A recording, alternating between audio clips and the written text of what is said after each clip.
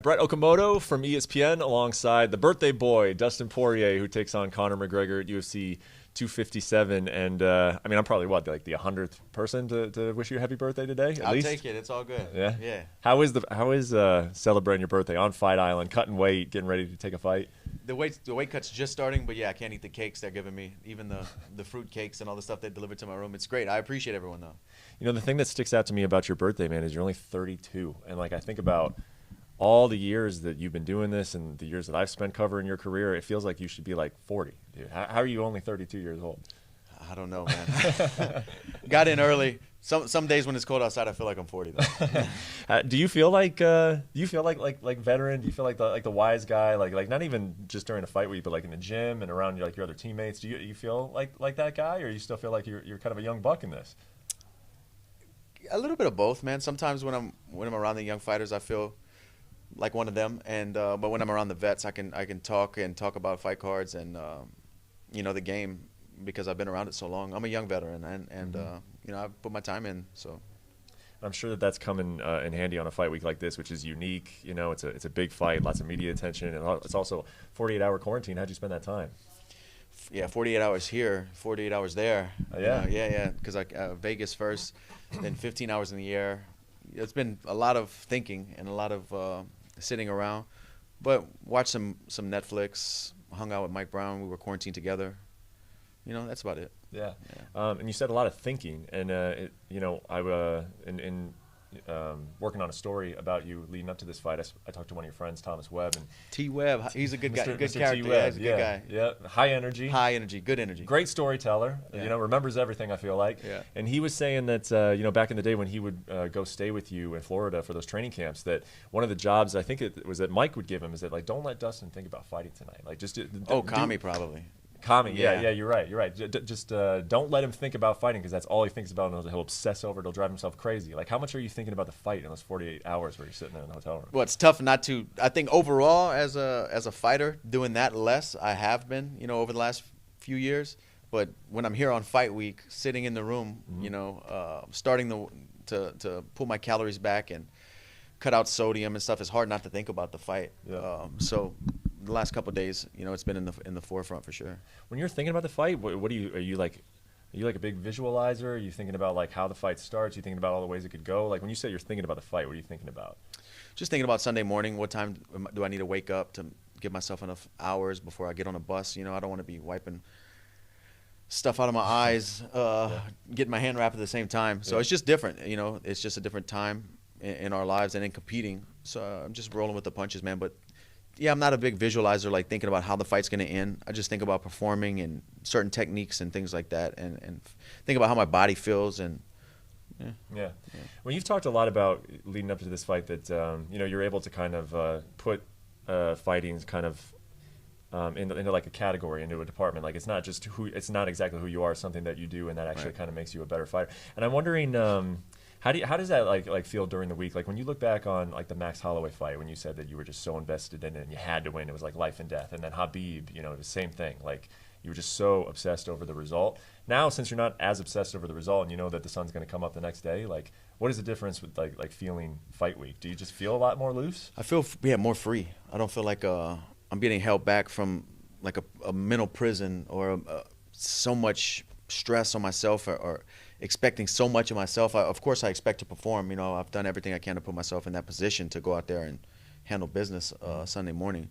But it's just I'm okay with where I'm at and what's going on. Mm-hmm. What's it like coming back to Abu Dhabi? I mean, you came here in 2019, and I remember obviously the loss to Khabib was very heartbreaking. In fact, like you even said, I don't know if I'm going to do this anymore. Like in your post-fight interview, Is it weird coming back here to the spot of that?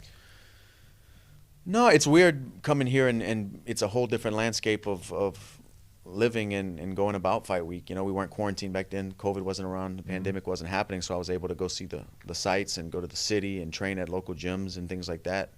But I'm excited to be back, and the goal is to get my hand raised in front of these people who treated me so well last time I was here. Mm-hmm.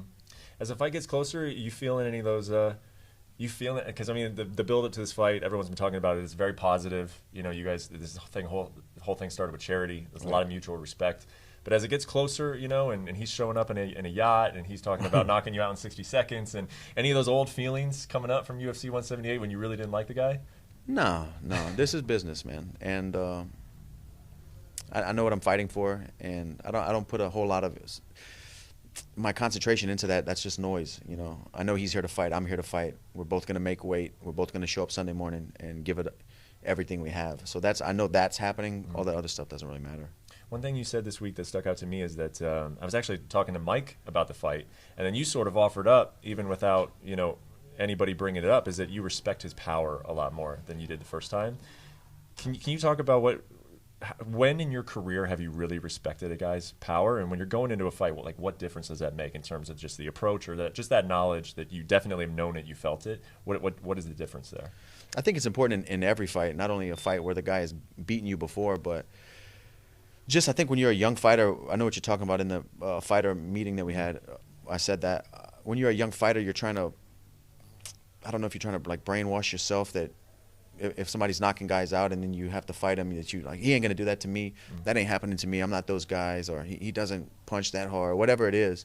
You just try to make it a different reality than what it is. But where I'm at now, feeling mature and understanding the dangers of fighting, I know that the guy's left hand is a missile, and his timing is good, and he's a good athlete. So I know the dangers. I think that's important for every fighter, every young fighter too. Have a healthy respect for what these guys are bringing to the table.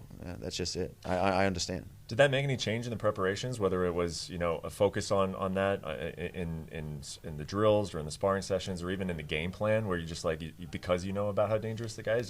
Does it have a big factor in the preparations? Yeah, you train a little bit more and prep a little bit more to hit and not be hit.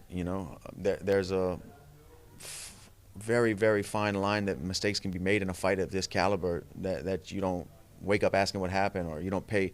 It's not detrimental. Same thing in the Khabib fight. One lapse of concentration, one mistake in technique, trying to get back up off the fence, and these guys at the top of this game don't need much to finish the fight. And that's just it. It's tightening up everywhere I can, trying to be a complete better fighter. When is the last time you saw him? When is the last time you saw him or spoke to him? Conor? Yeah. Twitter. I mean, we talked a little bit on Twitter that you guys saw, but I haven't seen him, I don't think, since the fight. Maybe you haven't seen him since that fight 6 years ago. I don't passing, hey, what's up, whatever. I don't think so. Huh? Are you looking forward to kind of sizing him up on Thursday, getting in front of the guy? It'll be good to see him in the flesh again. It's been a while, but I don't play a whole lot into that type of stuff. Like I said, that's just noise, and I don't want to waste energy on that stuff or get back into thinking and try to angry or emotional. Yeah. It's all good, man. Yeah. Last thing for me, and I know obviously your entire focus is on Conor, but there was this big decision, with Khabib, and Dana comes on the broadcast and says that he wants to be impressed. What was the decision? There was no decision. The decision is we're still waiting for a decision, I guess. Yeah. But give me your full reaction on that as you're sitting. Well, first off, when you were sitting there, what did you think was going to happen, I guess? I wasn't sitting there. I was sleeping, so I was like, when I wake up, I'm going to get on Twitter and see what these guys are talking about. Uh-huh. Yeah, because I'm on a different sleep schedule than that fight card that they were on. I thought it was going to be yes or no. I didn't know it was going to be where we're at now. So how do you feel about it? I feel the same way I felt before. We don't. I mean, I'm definitely not going out there and trying to impress somebody. I'm trying to win, man. And I believe winning gets me the next title shot, and that's it. Yeah. Well, looking forward to it, man. Best of luck with the rest of the week, the weight cut. Happy birthday. Thanks, and looking forward to the rematch at UFC 257. Thank you for watching ESPN on YouTube. For live streaming sports and premium content, subscribe to ESPN+.